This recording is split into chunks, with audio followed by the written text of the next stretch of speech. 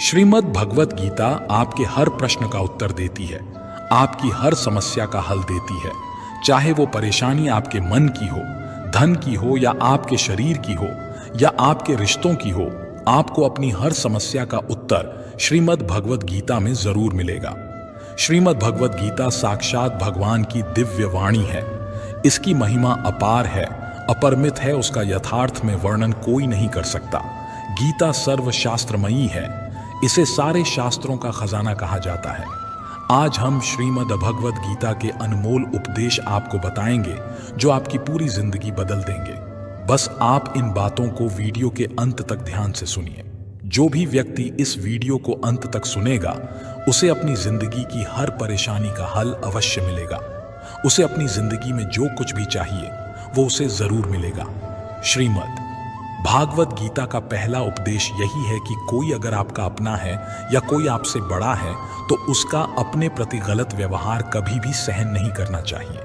गीता का ये उपदेश हमारी जिंदगी से भी जुड़ा है। हम भी अपने मन की अधिकतर तकलीफों को ये सोचकर जिंदगी भर सहते रहते हैं कि ये तो मेरा अपना है, ये तो मेरा बड़ा है, इसको हम कैसे कुछ कह सकते हैं। हम अगर नहीं सहेंगे, कुछ कह देंगे तो हमारे रिश्ते ही खराब हो जाएंगे, हमारे रिश्ते ही समाप्त हो जाएंगे। पर सोचने की बात यह है कि उस व्यक्ति को आप अपना कैसे मान सकते हैं जो आपकी तकलीफों की वजह हो। अपना तो वो होता है जो हमारी तकलीफों को दूर कर दे। गीता का ये उपदेश है, किसी को भी अपना फायदा मत उठाने दो, किसी को भी खुद पर जुल्म मत करने दो, क्योंकि आप जितना सहेंगे लोग आपको उतना सहने के लिए और मजबूर करेंगे। गीता का पहला अध्याय जिसका नाम अर्जुन विषाद योग है और दूसरा अध्याय जिसका नाम सांख्य योग है, इसके आरंभ में ही अर्जुन ने श्री कृष्ण के आगे अपना दुख प्रकट किया है। हे केशव, मैं कौरवों से कैसे युद्ध कर सकता हूं? ये सब तो मेरे अपने ही है। मैं कैसे पितामह भीष्म और गुरु द्रोणाचार्य से युद्ध करूंगा, क्योंकि ये दोनों तो मेरे पूजनीय हैं। इसलिए इन गुरुजनों को मारने से तो अच्छा है मैं भिक्षा मांगकर गुजारा करूं। और जिन कौरवों से मैं युद्ध करने जा रहा हूं वो सब धृतराष्ट्र के पुत्र मेरे भाई ही हैं, मेरे अपने ही हैं। इन सबको मारने से अच्छा है कि मैं सन्यासी बन जाऊं। तो श्री कृष्ण ने अर्जुन से कहा कि यहां कौन अपना है और कौन पराया है।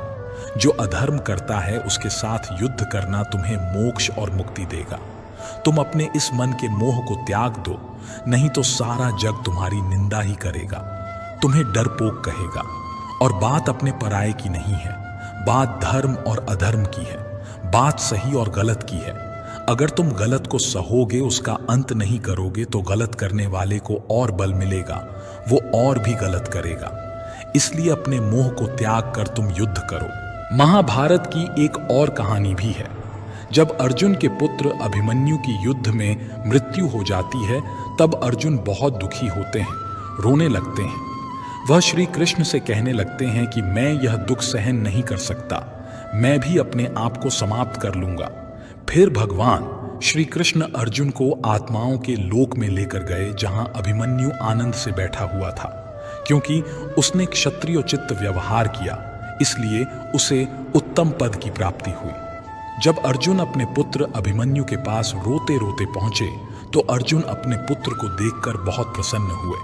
उसे गले से लगाकर कहने लगे कि पुत्र, मैं तेरे बिना तो जी ही नहीं सकता, मैंने तो अपने जीवन की आशा का ही त्याग कर दिया है। तो अभिमन्यु कहने लगा कि आप कौन हैं? अर्जुन बोले, मैं तेरा पिता हूं, तू मेरा पुत्र है अभिमन्यु। तो अभिमन्यु कहने लगा कि कौन पिता कौन पुत्र? मेरे हजारों जन्म हुए हैं, किसी जन्म में आप मेरे पिता बनते हैं और किसी जन्म में मैं आपका पिता बनता हूं। आत्मा का ना तो कोई माता होता है और ना कोई पिता होता है। जब अर्जुन ने देखा मेरा पुत्र मुझे पहचान भी नहीं रहा तो उसका सारा मोह ही खत्म हो गया। इसलिए गीता के उपदेश को ठीक से समझ लो कि यहाँ कोई अपना पराया नहीं है। जो बुरे वक्त में, तकलीफ के वक्त में तुम्हारा साथ दे, सिर्फ वही हमारा अपना है, बाकी सब पराए हैं। गीता का दूसरा उपदेश ये है कि जो चला गया है उसका कभी दुख मत करो। गीता को हम भगवान से भी बढ़कर कहें तो कोई अतिशयोक्ति नहीं होगी। श्रीमद् भगवत गीता एकमात्र ऐसा ग्रंथ है जो मनुष्य को जीने का सही तरीका बताती है।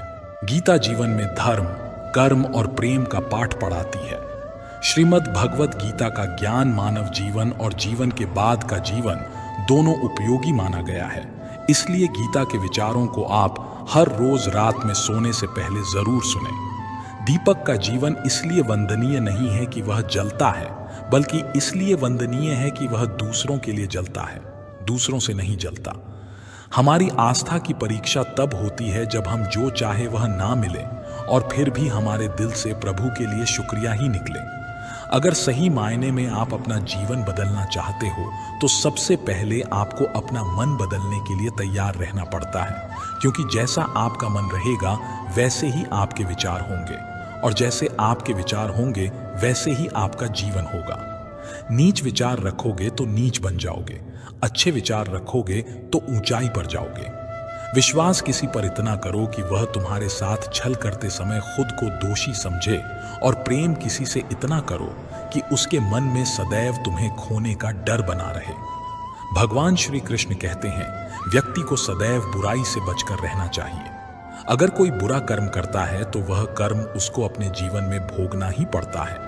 जिस प्रकार सैकड़ों गायों के बीच बछड़ा अपनी मां को खोज लेता है, ठीक उसी प्रकार कर्म का फल आपको हजारों की भीड़ में भी खोज लेगा। माधव कहते हैं, किसी जीव को कष्ट देकर आप मुझे खुश नहीं देख सकते हो। श्री कृष्ण जगत के स्वामी हैं, वह कण कण में निवास करते हैं। छोटे से छोटे जीव के हृदय में ईश्वर का वास होता है। किसी जीव को कष्ट का अनुभव होना ईश्वर को कष्ट का अनुभव कराता है। इसीलिए किसी भी जीव को कष्ट देना ईश्वर को कष्ट देने के समान है। मृत्यु एक अटल सत्य है जिसे कभी बदला नहीं जा सकता है। इस संसार का जब से निर्माण हुआ है तब से जन्म मृत्यु का चक्र चलता आ रहा है। जिस प्रकार मनुष्य अपने पुराने वस्त्रों को त्याग कर नए वस्त्र धारण करता है, ठीक उसी प्रकार आत्मा पुराने व्यर्थ शरीर को त्याग कर नए शरीर को धारण करती है। यह प्रकृति का नियम है। इस सत्य को स्वीकार करके भय मुक्त होकर आज में जीना चाहिए। ज्ञानी व्यक्ति ना तो मरने वाले का शोक करते हैं और ना ही उनका शोक करते हैं जो अभी जिंदा हैं, क्योंकि वह जानते हैं जो मर गया वह फिर से जन्म लेगा और जो जिंदा है वह एक दिन जरूर मरेगा। केवल ज्ञान ही एक ऐसा अक्षय तत्व है जो कहीं भी, किसी भी अवस्था में और किसी भी काल में मनुष्य का साथ नहीं छोड़ता। धरती पर जिस प्रकार मौसम में बदलाव आता है, ठीक उसी प्रकार जीवन में भी सुख दुख आता जाता रहता है। युद्ध हो या जीवन, सफलता केवल 3 शस्त्रों से प्राप्त होती है: धर्म, धैर्य और साहस। कोई भी मनुष्य जन्म से नहीं बल्कि अपने कर्मों से महान बनता है। कुछ पाना है तो खुद पर भरोसा कीजिए, क्योंकि सहारे कितने भी सच्चे और अच्छे हों, साथ छोड़ ही जाते हैं। मित्र गरीब है या अमीर मायने नहीं रखता, बल्कि वह आपके बुरे समय में आपका साथ कितना देता है या मायने रखता है। धर्म चाहे जो भी हो, अच्छे इंसान बनो। हिसाब तुम्हारे कर्म का होगा, धर्म का नहीं। खुशी के लिए काम करोगे तो खुशी नहीं मिलेगी, लेकिन खुश होकर काम करोगे तो जरूर मिलेगी। जब आप दूसरों के लिए अच्छा चाहते हैं तो वही अच्छी चीजें आपके जीवन में वापस आती हैं। यही प्रकृति का नियम है। आपका मूल्य इससे तय नहीं होता कि आप क्या हैं, यह इससे तय होता है कि आप खुद को क्या बनाने की क्षमता रखते हैं। हंसता हुआ मन और हंसता हुआ चेहरा, यही सच्ची संपत्ति है। मनुष्य हमेशा अपने भाग्य को कोसता है, ये जानते हुए भी कि भाग्य से भी ऊंचे हमारे कर्म हैं। कभी कभी लगता है कि अच्छे कार्य करते रहने से उसका फल अच्छा नहीं मिलता और भगवान सारे दुख हमारी ही झोली में डाल देता है, लेकिन ऐसा नहीं है। कभी भी जब पुण्य कार्य करें तो उसको ईश्वर पर समर्पित कर दें और मन में किसी भी तरह का भाव ना रखें। इस संसार में सब कुछ अंतवंत है। पाप और पुण्य दोनों इस संसार से संबंधित हैं, इसलिए पाप और पुण्य भी अंतवंत हैं। पुण्य सुख देकर और पाप दुख देकर अंत को प्राप्त होता है, लेकिन पाप और पुण्य में थोड़ा अंतर यह है कि पुण्य का फल यदि हम नहीं चाहते तो उस फल को अस्वीकार करने के लिए स्वतंत्र हैं। इसलिए जो भी हम सत्कर्म करते हैं अंत में प्रभु को समर्पित कर देते हैं। लेकिन यह सवाल उठता है कि क्या भगवान स्वीकार करेंगे?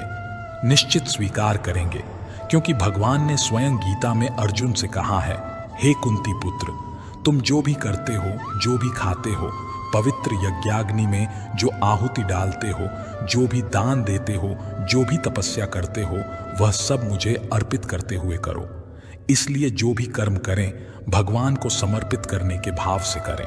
इस प्रकार हम जो भी पुण्य कर्म करेंगे ईश्वर को साथ रखकर समष्टि के कल्याण की भावना से करेंगे और उसे ईश्वर को समर्पित भी कर देंगे, ताकि उस पुण्य का भी अभिमान न हो। देखो, पाप लोहे की जंजीर है तो पुण्य सोने की, बंधन दोनों में है। लोहे की जंजीर से छूटने का आदमी को मन भी करता है, लेकिन सोने की जंजीर से जो बंधा हुआ हो उसको वह बंधन प्यारा लगने लगता है। उसमें उसको धन नजर आता है, उससे छूटने का मन नहीं करता। गीता में श्री कृष्ण ने कहा है कि पुण्य कर्म मुझे समर्पित कर दे, मुझे अर्पण कर दे, नहीं तो उसके बंधन में बंधोगे। लेकिन जहां तक पाप कर्म की बात है तो कहा गया है कि वह भोगना ही पड़ता है। रामचरितमानस में निषाद राज गुह को राम जी का प्रेम यानी भक्ति मिली। भगवान राम गंगा पार कराने पर जब केवट को उतराई देने लगे तो उसने विनय पूर्वक उसे स्वीकार करने से इनकार कर दिया। तो क्या खाली हाथ लौटाया उसे? नहीं। तब भगवान ने केवट को विमल भक्ति का वरदान देकर अनुग्रहित किया। भक्ति एक ऐसी चीज है जो पुरुषार्थ से प्राप्त नहीं होती। जिस पर ईश्वर कृपा करते हैं उसी को प्राप्त होती है। स्वयं महादेव भी रामचरितमानस में भक्ति की ही याचना करते हुए कहते हैं, बार बार बर माघूं हर्षि देहु श्रीरंग, पद सरोज अनपायनी भगति सदा सत्संग। भक्ति ऐसी है कि परमात्मा जिस पर प्रसन्न होते हैं वह जिसको देना चाहते हैं उसी को मिलती है। गुजराती साहित्य के आदि कवि नरसिंह मेहता ने तो गाया है, भूतल भक्ति पदार्थ मोटू ब्रह्मलोकमान नाही रे। ऐसा अद्भुत मूल्यवान पदार्थ जिसको कहते हैं प्रेम पदार्थ, वह भक्ति है। मैं तो कहता हूं कि जैसे आप अपने देश की करेंसी किसी अन्य देश की करेंसी से कन्वर्ट करा लेते हैं, उसी प्रकार पुण्य कन्वर्ट करा लें प्रभु प्रेम में। एक दर्पण अपनी काबिलियत कभी नहीं बदलता, फिर चाहे वो 2 टुकड़ों में विभाजित हो या 1000 टुकड़ों में।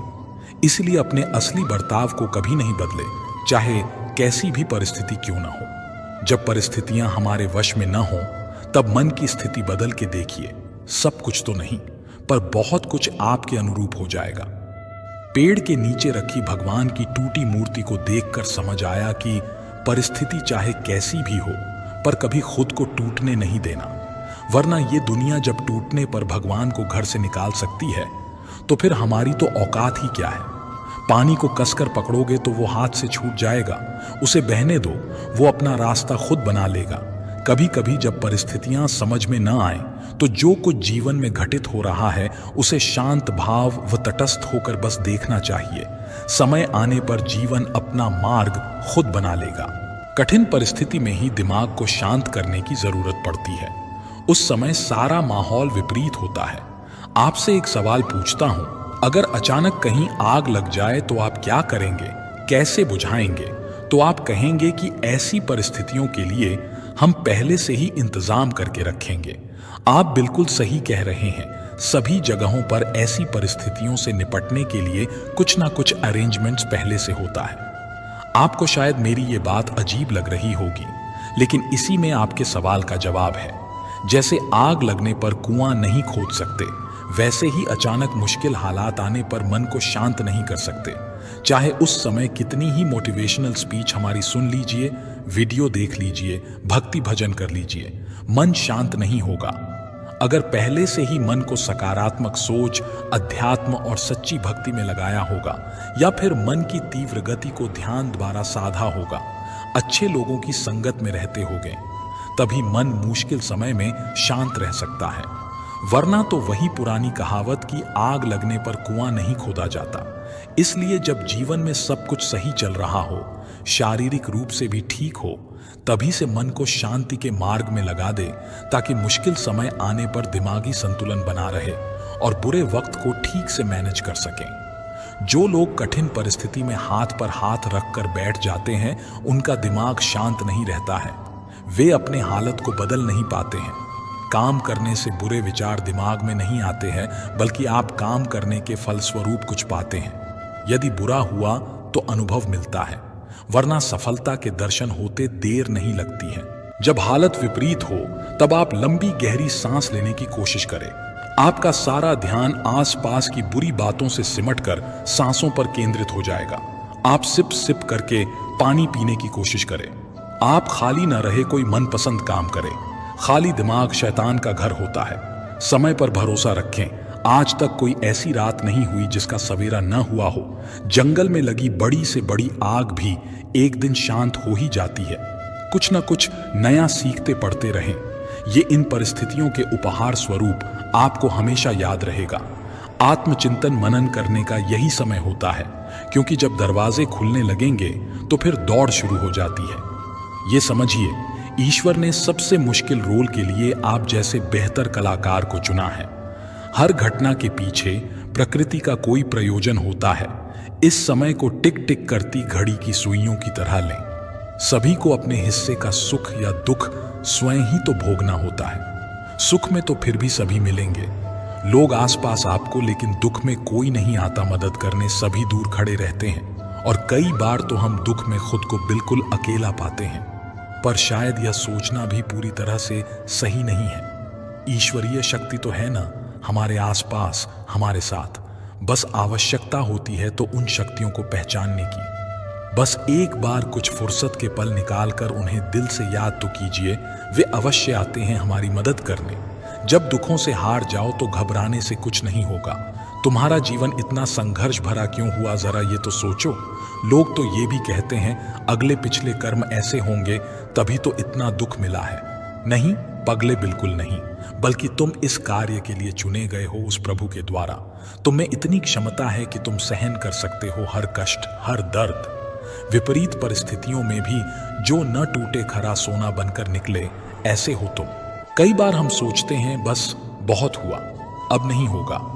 कुछ हमसे तो सोचो, क्या किसी ने कहा है तुमसे ये सब सहन करने के लिए नहीं ना? जीते तो सभी हैं और एक दिन चले भी जाते हैं। इस दुनिया से तो क्या ऐसा जीवन भी कोई जीवन है जब तक कि कोई संघर्ष ना हो। आपको अपने विचारों पर नियंत्रण रखने की जरूरत नहीं है। आपको बस उन्हें अपने ऊपर नियंत्रण करने देना बंद करना होगा। एक व्यक्ति शांत मन के जितना करीब आता है, वह मजबूती के उतना ही करीब होता है। मन पानी की तरह है, जब यह अशांत होता है तो देखना मुश्किल हो जाता है। जब यह शांत होता है तो सब कुछ स्पष्ट हो जाता है। अपनी आंखें बंद करें, कुछ देर के लिए अपना दिमाग बंद करें, क्योंकि वहां एक शांत भूमि है जो आपकी उपस्थिति का इंतजार कर रही है। कभी कभी समुद्र के शांत होने की प्रतीक्षा करने का समय नहीं होता है। यदि आपको अपने लक्ष्य तक पहुंचना है तो अपनी यात्रा शुरू करें और तूफान को अपना रास्ता बनने दें। धैर्य प्रतीक्षा करने की क्षमता नहीं है। धैर्य का अर्थ है शांत रहना, चाहे कुछ भी हो जाए। इसे सकारात्मक विकास के अवसरों में बदलने के लिए लगातार कार्रवाई करना और यह विश्वास रखना कि जब आप प्रतीक्षा कर रहे हों तो अंत में सब कुछ ठीक हो जाएगा। जब आप आंतरिक शांति का अनुभव करते हैं तो आप स्वीकार करते हैं कि आप कौन हैं। आपकी ताकतें, खामियां, इच्छाएं, सपने, वो सब कुछ जो आपको विशिष्ट रूप से आप बनाता है। आप अपने आसपास की दुनिया और सामने आ रही स्थितियों को अधिक स्वीकार करने का अनुभव करते हैं, जिससे चिंता और तनाव का आप पर कम नकारात्मक प्रभाव पड़ता है। सामने खड़े व्यक्ति की उम्र और बुद्धि से किसी के मन की बात पता लगाना संभव नहीं है। मन की बात सिर्फ प्यार और सहानुभूति से ही जानी जा सकती है। यदि आप पॉजिटिव रहना चाहते हैं तो अपना अधिक समय उन्हीं के साथ बिताएं जो आपको खुश रखते हैं, या फिर उनके साथ जो आपको प्रभावित करें। हारा हुआ खेल दोबारा तो खेला जा सकता है, लेकिन एक बार जो मन से हार गया वो कभी जीत नहीं सकता। सफलता की राह प्रत्यक्ष तौर पर कहीं नहीं होती, बल्कि वह आपके मन में होती है। अगर आपने अपने मन को जीत के लिए तैयार कर लिया तो कोई और आपको नहीं हरा सकता। आप जीवन में अकेले नहीं चलते। कभी कभी जब आप चीजों से निपटते हैं तो ऐसे लोग होते हैं जो आपके साथ होते हैं, और फिर ऐसे लोग भी होते हैं जो केवल यह देखते हैं कि आप चीजों से कैसे निपट रहे हैं। किसी भी स्थिति में आपको खुद पर नियंत्रण रखना चाहिए और किसी भी तरह के लोगों के साथ अच्छे संबंध बनाने चाहिए। इसलिए शांत और निर्मल आभा बनाए रखें और आपके लिए चीजों से निपटना आसान हो जाएगा। यदि आपका मन शांत है तो विश्वास करें, आप इस दुनिया में कुछ भी जीत सकते हैं। ऐसा इसलिए है क्योंकि आप अपने कर्मों का उपयोग करने में सक्षम होंगे और चमत्कार के अलावा कुछ नहीं देंगे। और दुनिया आश्चर्यों के सामने झुकती है। कोई किसी के दुख का कारण नहीं होता, ये तो अपने ही कर्म होते हैं जिसकी वजह से दुख उठाने पड़ते हैं। आज कौन सुखी नहीं होना चाहता, परंतु वह इसके लिए जो कर्म कर रहा है उसमें सुख है ही नहीं तो मिलेगा कहां से। कर्म प्रधान विश्व करी राखा, जो जस करी सो तस फल चाखा। हम आज जो कुछ कर रहे हैं वह निष्फल नहीं होता, देर सबेर उसका फल अवश्य मिलता है। विज्ञान भी कहता है कि हर क्रिया की प्रतिक्रिया होती है। आग में यदि हाथ डाला जाए तो हाथ तुरंत जल जाता है, परंतु एक वृक्ष का बीज आज बोया गया तो उसमें फल आने में कई वर्ष लग जाएंगे, पर फल मिलेगा अवश्य। शुभ कर्म का फल शुभ और अशुभ का अशुभ होना ही है। आज हम जो कुछ हैं वह पिछले कर्मों का देन है। इसी को प्रारब्ध कहते हैं। प्रारब्ध के बाद पुरुषार्थ बहुत महत्वपूर्ण है। हम जो कुछ बनना चाहते हैं या जिस क्षेत्र में आगे बढ़ना चाहते हैं उसमें अपने पुरुषार्थ की महत्वपूर्ण भूमिका होती है, साथ ही साथ ईश्वरीय कृपा। ईश्वर अनुकूल या प्रतिकूल परिस्थितियां देता है, उन परिस्थितियों से अपनी बुद्धि और सामर्थ्य के बल पर निपटना तो आपको ही होगा। दैवीय शक्तियां पुरुषार्थ वालों की ही मददगार होती हैं, निठल्ले, आलसी और लोगों की नहीं। गीता में भगवान कृष्ण ने योग क्षेमम वहाम्यहम की बात कही है, वही कर्म की प्रधानता को दर्शाया है। भगवान पर पूर्ण रूप से आश्रित होकर देखिए। श्रद्धा और विश्वास के साथ भगवान से निकटता बढ़ाने पर वे सब जिम्मेदारी स्वयं वहन करते हैं। जीवन यापन की सारी वस्तुएं भगवान द्वारा प्रदत्त हैं, पर आलसी कामचोर उसे नहीं पा सकता। मनुष्य को ईश्वर ने असीमित शक्ति दी है, बुद्धि और पुरुषार्थ दिया है, जिसके बल पर क्या हासिल नहीं किया जा सकता। भय और अतृप्त वासना ही समस्त दुखों की जड़ है। जीवन भर मनुष्य जीविका के प्रपंच में उलझा रहता है। मैं और मेरा, तू और तेरा का जाल बुनकर स्वयं उसी में उलझा हुआ अनेकों प्रकार के अनैतिक कर्मों में लगा रहता है। भविष्य के भय को सोचकर अपना वर्तमान भी बिगाड़ लेता है और श्रेय मार्ग को छोड़कर प्रेय मार्ग का अनुगामी हो जाता है, जिसमें दुख के सिवा कुछ है ही नहीं।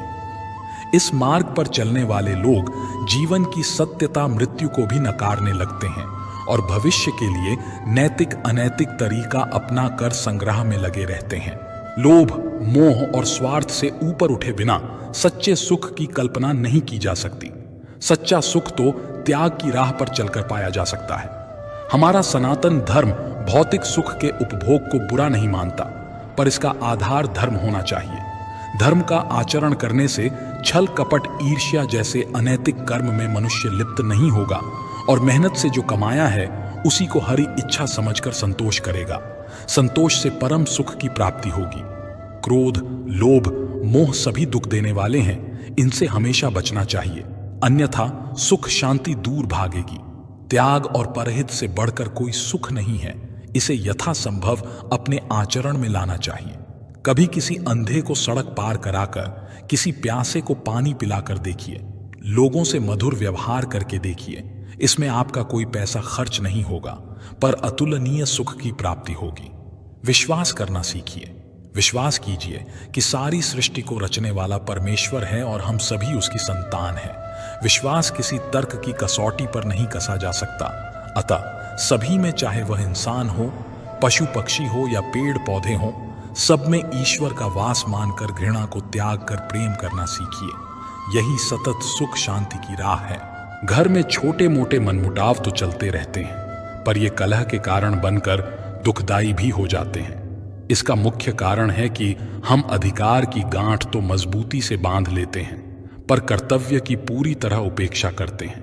अपना कर्तव्य भली भांति निभाते हुए यदि दूसरों की बातों पर गौर पूर्वक विचार किया जाए तो निश्चित लगेगा कि मनमुटाव के अनेक कारण बेसिर पैर के बेतुके ही थे। अहम पालने के बजाय यदि कारणों की तरफ सोचा जाए तो मनमुटाव का प्रश्न ही नहीं होगा। सेवा लेने की बजाय सेवा देने का भाव आपकी खुशी कई गुना बढ़ा देगा। प्रेम और मधुर व्यवहार से मनुष्य क्या, पशु पक्षी भी अपने बन जाते हैं। जीवन का मार्ग टेढ़ा मेढ़ा कांटों से भरा है। जीवन कोई फूलों की सेज नहीं है जो आसानी से पार हो जाए। हमें इसी उतार चढ़ाव के जीवन में स्वयं को कैसे आगे बढ़ाना है, यही विचारणीय है। परिस्थितियां तो आपको हंसाएगी भी और रुलाएगी भी, पर अपने संतुलन को नहीं खोना। हर स्थिति परिस्थिति का सामना करते हुए चलते चले जाओ। भगवान कृष्ण ने गीता में यही उपदेश दिए हैं कि विपरीत परिस्थितियों में भी संतुलन बनाकर जीवन के मार्ग पर कैसे बढ़ते जाना है। पहली बात तो यही कि अपने नियमों में दृढ़ बनिए, अनुशासन का पालन कीजिए और छोटी छोटी बातों में उलझकर समय व्यर्थ नहीं करना। यह समझिए कि जीवन बहुत मूल्यवान है। जो समय निकल गया वह लौट कर नहीं आ सकता। इसलिए व्यर्थ की बातों में अपना समय और शक्ति ना बर्बाद करें। अपने जीवन का कोई एक लक्ष्य निर्धारित कीजिए, क्योंकि लक्ष्यहीन जीवन का कोई मूल्य नहीं। जब आपके सामने कोई लक्ष्य होता है तो व्यक्ति को दिशा भी मिलती है और कुछ करने का उत्साह भी। वैर भाव, ईर्ष्या, क्रोध, यह जब ऐसे दुर्गुण हैं जो आपकी प्रगति में बाधक हैं, इस सब से हमें दूर रहना है। यदि आप किसी के साथ वैर भाव या बदला लेने की भावना लेकर चलते हैं तो आप अपनी ऊर्जा का स्वयं ही ह्रास कर रहे होते हैं। दुर्गुणों को एक एक करके बाहर निकालना है और सद्गुणों को अपने अंदर भरते जाना है, क्योंकि बुरी आदतें हमारे अंदर किराएदार बनकर आती हैं और फिर मालिक बनकर बैठ जाती हैं, जो दुख और अशांति का कारण बनती है। अपने स्वभाव को और आदतों को लगातार चेक करते रहिए कि कहीं मैं गलत दिशा में तो नहीं जा रहा।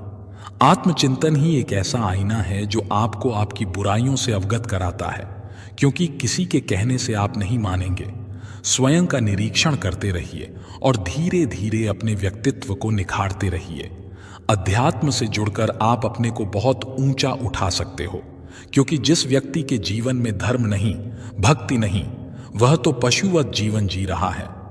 सबसे बड़ी अशांति का कारण तो हमारी सोच है। वही सोच जब गुरु से जुड़ती है और भगवान से जुड़ती है तो साधारण मनुष्य भी असाधारण हो जाता है। अपने जीवन को संतुलित करना, नियमों से बांधना, आध्यात्मिक होना, ध्यान, पूजा पाठ, हर चीज के लिए समय निर्धारित करके चलना, मन में नकारात्मक विचारों को ना आने देना, सब शुभ को ही अपनी ओर आमंत्रित कीजिए। यही शांति का मूल मंत्र है। सनातन धर्म में कर्म कार्य कारण के सिद्धांत से जुड़ा हुआ है।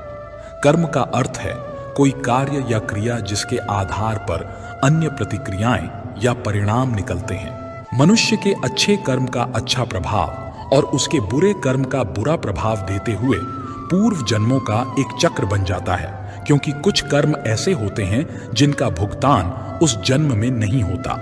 इस तरह इस चक्र में अगले जन्म में उन कर्मों का फल भुगतना ही होता है। वहीं कार्य कारण सिद्धांत का संबंध न केवल भौतिक युग से होता है, बल्कि हमारे द्वारा किए जा रहे कार्यों, सोचे जा रहे विचारों, कहे जा रहे शब्दों तक पर यह लागू होता है। कई बार हम कुछ ऐसे कार्य करते हैं जो हम करना नहीं चाहते, पर वह पूर्व जन्म के कर्म के आधार पर निश्चित होते हैं, जिस कारणवश वह कार्य किसी न किसी माध्यम से पूर्ण हो ही जाता है। जैसे ही पूर्व जन्म का हमारा चक्र समाप्त हो जाता है, व्यक्ति को उसी समय मोक्ष की प्राप्ति हो जाती है। हमारे शास्त्रों में इस बात का उल्लेख मिलता है कि 84 लाख योनियों के बाद मनुष्य का जन्म प्राप्त होता है। साथ ही यह भी विशेष रूप से वर्णित किया गया है कि केवल मनुष्य योनि में ही जन्म और मृत्यु के चक्र से मुक्ति पाई जा सकती है। मनुष्य के कर्म का फल उसकी परिस्थिति और दैवीय शक्तियों द्वारा निर्धारित होता है। ऐसा कहा जाता है कि यदि अच्छे कर्म बुरे कर्म की तुलना में अधिक हैं, तो बुरे कर्मों का फल इसी जन्म में और अच्छे कर्मों का फल अगले जन्म में मिलना निर्धारित होगा। इसी तरह यदि मनुष्य द्वारा किए गए कर्म में बुरे कर्म अच्छे कर्मों की तुलना में अधिक हैं, तो इस जन्म में अच्छे कर्म भोगने होंगे, जबकि बुरे कर्मों को भोगने के लिए अगला जन्म निर्धारित होगा। मनुष्य को कौन कौन से कर्म करने चाहिए? मनुष्य को अपने घर परिवार की आवश्यकताओं का ध्यान रखना चाहिए। अधिक पैसा होने के बावजूद जरूरत पड़ने पर उसे संभाले रखना भी बुरा कर्म बताया गया है। उस धन का इस्तेमाल मुसीबत के समय अवश्य करें। धन बचाने के लालच में न पड़ें, अपनी आय से अधिक खर्च न करें और अपने सामर्थ्य के अनुसार ही दान पुण्य करें। हमेशा अच्छे लोगों की में संगत में रहें और दुष्ट छल कपटी की संगति से खुद को बचाकर रखें। बुरी संगति हमें अक्सर बुरे परिणाम ही देती है। कभी भी खुद के स्वार्थ के लिए दूसरों का अहित करने का न सोचें। शास्त्रों में इस बात का उल्लेख किया गया है कि जो जैसा बोता है उसे वैसा ही आगे चलकर काटना भी पड़ता है। कभी किसी व्यक्ति से कुछ छल से छीनने का प्रयास न करें। इसे किए गए सभी पुण्य नष्ट हो जाते हैं और आप पाप के भागीदार बन जाते हैं। गरुड़ पुराण में इस बात का उल्लेख मिलता है कि किसी भी मनुष्य द्वारा किए गए बुरे कर्मों का परिणाम उसके जन्म से लेकर मृत्यु और उसके बाद तक दुखों का कारण बनता है। वह अपनी हर अवस्था में दुख भोगता है। अच्छे कर्म के बनने से पहले हमें इस पर ध्यान देने की जरूरत है कि आखिर अच्छे कर्मों के बनने का सबसे पहला पड़ाव क्या है। मनुष्य के द्वारा किए जाने वाले सभी कर्म उसके विचारों से निर्मित होते हैं। हमारी सकारात्मक या नकारात्मक सोच विचारों को जन्म देती है और वही विचार कर्म बनते हैं। इस तरह सोच सकारात्मक होने पर ही अच्छे कर्मों का निर्धारण हो सकता है। अच्छे कर्म को करने के लिए हमारे आसपास का वातावरण बहुत अधिक जिम्मेदार होता है। कहा भी जाता है कि जैसा वातावरण वैसे हम, इसलिए कोशिश करें कि अपने घर का वातावरण और शरीर का आभामंडल सकारात्मक बनाए रखें। मृत्यु के पश्चात हमारे भीतर संग्रहित हुए कुछ कर्म अगले जन्म में चले आते हैं, उसे प्रारब्ध कहते हैं। सनातन धर्म में 3 प्रकार के प्रारब्ध का उल्लेख किया गया है। मंद प्रारब्ध, जिसे वैदिक पुरुषार्थ के द्वारा बदला जा सकता है। तीव्र प्रारब्ध हमारे पुरुषार्थ और संतों के पुरुषार्थ से बदल सकता है। तरतीव्र प्रारब्ध अपरिवर्तनीय है, क्योंकि इसमें जो होना है वो होकर ही रहेगा। संसार में सबसे बड़ा पाप क्या है? संसार में सबसे बड़ा पाप स्त्री का अपमान करना बताया गया है। स्त्री को सृजनकर्ता का दर्जा दिया गया है और यदि स्त्री का अपमान किया जाएगा तो वह व्यक्ति सबसे बड़े पाप का भोगी माना जाता है। श्रीमद् भागवत गीता में द्रौपदी का अपमान ही महाभारत जैसे युद्ध का कारण बना था। पुण्य किसी के द्वारा निस्वार्थ भाव से की गई सहायता, सकारात्मक विचार, द्वेष भावना, लोभ, लालच और अहंकार को अपने ऊपर हावी न होने देना है, जबकि पाप में इन सभी के द्वारा किए गए कर्मों का परिणाम शामिल है। कर्म धर्म का मूल अंश है। कर्म के अभाव में धर्म संभव नहीं है। धर्म के नियम के अनुसार सकाम व पुण्य कर्म करने चाहिए, जिससे सुख और खुशी की प्राप्ति होती है। मनुष्य का सबसे बड़ा कर्म क्या है? दान ही सबसे बड़ा कर्म है। सबसे अच्छा कर्म कौन सा है? अकर्ता भाव से किया गया कोई भी अच्छा कर्म ही सबसे उत्तम कर्म है। कर्ता भाव से किया गया कोई भी अच्छा कर्म अच्छा तो है, पर उत्तम नहीं है। गीता में कर्म क्या है? गीता के अनुसार जो कर्म निष्काम भाव से ईश्वर के लिए जाते हैं वे बंधन नहीं उत्पन्न करते। वे मोक्ष रूप परमपद की प्राप्ति में सहायक होते हैं।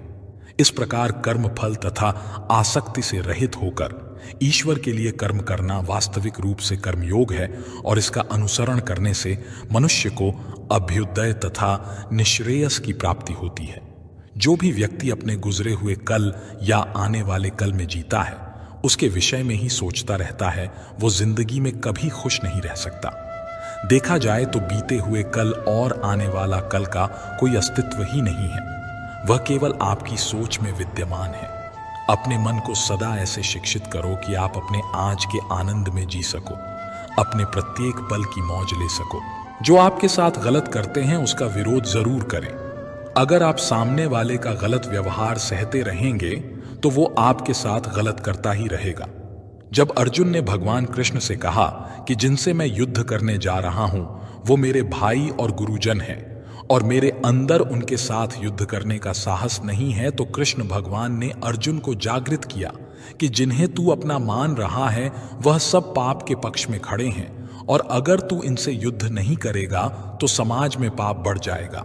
क्योंकि जब गलत का कोई विरोध नहीं करता है तो सामने वाला गलत करने का जैसे हकदार हो जाता है, और जब आप सब कुछ चुपचाप सहते रहते हो तो सामने वाले को बल मिलने लगता है, वह आपको कमजोर समझने लगता है।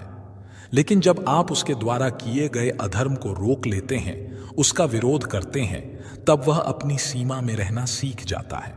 यह कलयुग है। अगर आप खुश रहना चाहते हैं तो आपको अपनी रक्षा खुद करनी होगी। रिश्ते हमें दुख नहीं देते हैं, पर उनके प्रति हमारा मोह हमें दुख देता है। आज से ही अपने मोह को छोड़कर प्रेम का सबक पक्का करें।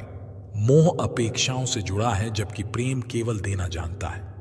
मोह एक दो के लिए होता है जिन्हें हम अपना मानते हैं, प्रेम सबके लिए होता है। मोह से कमजोरी पैदा होती है, इसके विपरीत प्रेम से ताकत महसूस होती है। मोह में इंसान एक दूसरे को बांधने की कोशिश करता है, जबकि प्रेम एक दूसरे को फ्रीडम देता है। भगवत गीता हमें सिखाती है कि हमें सदैव अच्छे कर्म करने चाहिए। परमात्मा की प्रकृति में इंसाफ अवश्य होता है। आपके द्वारा किए गए अच्छे कर्म आपको मुश्किल वक्त में परेशानी से बचाते हैं। इसी तरह आपके द्वारा किए गए गलत कर्म की सजा भी आपको जरूर मिलती है। भगवत गीता में श्री कृष्ण ने अर्जुन को यही सिखाया है कि क्षत्रिय होने के नाते जो तेरा कर्तव्य है, जो तेरे लिए सही है, वही काम कर। दुनिया के लोग ज्ञान और अज्ञान दोनों से चलते हैं, इसलिए तू दुनिया का अनुसरण ना कर, बल्कि सत्य का अनुकरण कर। तेरा धर्म, तेरा कर्म यही है कि तू अधर्म का नाश कर और धर्म की रक्षा कर। ऐसे ही हर इंसान का अलग अलग कर्तव्य होता है। हम कभी भी कुछ भी इसलिए ना करें कि सब लोग यही करते हैं। अगर आप भी वही करोगे जो सारी भीड़ कर रही है, तो आप उस भीड़ में कहीं खो जाओगे। लेकिन अगर आप विचार करके वो काम करोगे जो आपके लिए सही है, जिसकी आप में प्रतिभा है, तो सारी भीड़ में भी आप अलग नजर आओगे। इस बात का हम सदा विश्वास रखें कि जो चीज हमारी है वह कहीं ना कहीं से हमारे पास अवश्य पहुंच जाएगी। और जिंदगी में जो कुछ भी आपको हासिल नहीं हुआ है, उसका पछतावा करना और उसके लिए रोना छोड़ दें। प्रयास करना मनुष्य के हाथ में है, पर उसका फल उसके हाथ में नहीं है। हम जीवन में किसी की मदद करें या ना करें, पर किसी का भी दिल हमारी वजह से ना दुखे, यह बात हमेशा हमें याद रहे। अगर हम किसी का भी दिल दुखाएंगे तो हमें भी उसका दर्द अवश्य मिलेगा। जब हमारी वजह से किसी का दिल दुखता है तो हमें पता नहीं चलता, लेकिन जब हमारा दिल दुखता है तो हमें समझ में आता है। भगवत गीता हमें सिखाती है कि जो कुछ भी होता है अच्छे के लिए होता है। जो हो रहा है उसमें भी कोई भलाई अवश्य है, और जो होगा उसमें दृढ़ विश्वास रखें ही अच्छा ही होगा। कभी कभी हमारे जीवन में कुछ ऐसी परिस्थितियां आ जाती हैं कि हमारे अंदर ये ख्याल आता है कि मेरे साथ ही ऐसा क्यों हुआ, या मेरे साथ बहुत गलत हुआ। लेकिन जब वक्त गुजर जाता है तब हमें एहसास होता है, अगर हमारे साथ यह सब नहीं हुआ होता तो आज हम इस मुकाम पर नहीं होते। मनुष्य को किसी भी चीज की अति नहीं करनी चाहिए। ना किसी से अति का राग, ना किसी से अति का वैर। हद से ज्यादा आराम आपको आलसी बना सकता है, और हद से ज्यादा खाना आपको बीमार कर सकता है। बहुत ज्यादा भूखा रहना भी खराब है। पूरी नींद, पूरा विश्राम, पूरा भोजन हर व्यक्ति के लिए जरूरी है। जीवन को सदा संतुलन के साथ जीना चाहिए। चाहे आपके पास कितनी भी शक्ति क्यों ना हो, लेकिन सत्य और ईश्वर जिसके साथ खड़े हो जाएं, उसे दुनिया की कोई भी ताकत नहीं हरा सकती। अर्जुन धर्म युद्ध लड़ रहे थे, भगवान कृष्ण उनके साथ थे और उनकी जीत निश्चित थी। महाभारत के युद्ध में यह उदाहरण स्पष्ट नजर आता है। मनुष्य को सदा धर्म के मार्ग का अनुसरण करना चाहिए। अर्जुन युद्ध नहीं करना चाहता था, क्योंकि सामने उसके पितामह और गुरुजन थे, लेकिन श्री कृष्ण ने उसे ज्ञान दिया कि यहां पर बात तेरे अधिकारों की है। भरी सभा में द्रौपदी के साथ किया गया अपमान, पांडवों के साथ हुआ अधर्म सहने योग्य बात नहीं है। जैसे हमें गलत करना नहीं चाहिए, ऐसे ही गलत सहना भी बड़ा पाप है, फिर चाहे वह अपना ही क्यों ना हो। जो भी व्यक्ति श्रीमद् भगवत गीता से मिलने वाली इन सीखों का मनन चिंतन करेगा, इनके महत्व को समझेगा, वो जिंदगी की हर परिस्थिति को स्थिरता के साथ पार कर पाएगा। जीवन में आने वाले मुश्किल समय में भी उसे रास्ता अवश्य मिलेगा। जब समय विपरीत हो तब शांत रहना ही सही होता है। अशांति तभी आती है जब सब कुछ आपकी इच्छानुसार नहीं होता है, अथवा कुछ भी आपके हिसाब से नहीं होता है। शांत रहने के लिए आपको बहुत कुछ छोड़ना होगा। अच्छे से समझना होगा कि सब कुछ आपके हिसाब से नहीं होगा। और इसके अलावा किसी से भी कोई उम्मीद न रखें। जब हम किसी से कोई उम्मीद करते हैं और वह पूरी नहीं होती, तब दुख होता है और सोच सोच कर मन अशांत रहने लगता है। और जब मन अशांत रहता है तो कुछ भी अच्छा नहीं लगता और व्यक्ति शक्तिहीन सा महसूस करने लगता है। इसके अलावा इस बात से बहुत दूर रहें कि कोई क्या कर रहा है, क्यों कर रहा है, कैसे कर रहा है। कोई भी व्यक्ति जितना बता दे उतना ही सुन लें, उसके आगे कुरेदने की आवश्यकता नहीं है। अपने धर्म के अनुसार अपने प्रभु से मन लगाएं, प्रभु में विश्वास रखें, जो कुछ सुलभ है उसी में खुश रहना सीखें, अपनी सेहत का ध्यान रखें। आप जितना प्रकृति के नजदीक होंगे उतना ही आप खुद में शांति की अनुभूति करेंगे। आप किसी नदी, किसी पर्वत पर भी जा सकते हैं। आप ध्यान द्वारा भी शांति प्राप्त कर सकते हैं। मन का बेचैन होना उसका स्वभाव है। हमारे मन को लगता है कि अगर वह अलग अलग बातों के बारे में सोचता रहेगा तो हमें आने वाली हर मुश्किल और मुसीबत से बचा लेगा, पर ऐसा होता नहीं है। हम अपने जीवन का काफी अधिक समय सोच विचार करके परेशान होने में निकाल देते हैं। भगवान श्री कृष्ण कहते हैं कि मन का यह स्वभाव बदलना मुश्किल जरूर है, असंभव नहीं। अच्छा, अब आप एक बात बताइए, क्या आप कौए को कह सकते हैं कि वो कांव कांव की आवाज ना करे? या फिर क्या आप किसी मेंढक को कह सकते हैं कि वह पानी देखते ही ऊंची छलांग ना मारे? हमारे मन का भी कुछ ऐसा ही है। जीवन में कुछ भी होता है, अच्छा या बुरा, हमारा मन उस पर कांव कांव करने लगता है।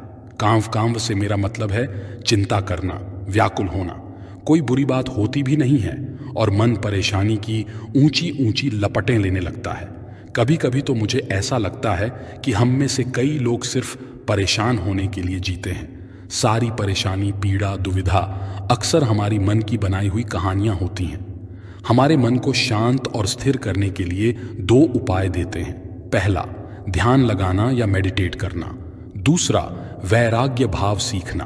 अब ध्यान या मेडिटेशन शब्द सुनते ही आप में से कई लोग कहेंगे कि आप आंख बंद कर सांसें अंदर बाहर नहीं ले सकते। यहां हम सब गलती कर बैठते हैं। मेडिटेशन या ध्यान का मतलब सिर्फ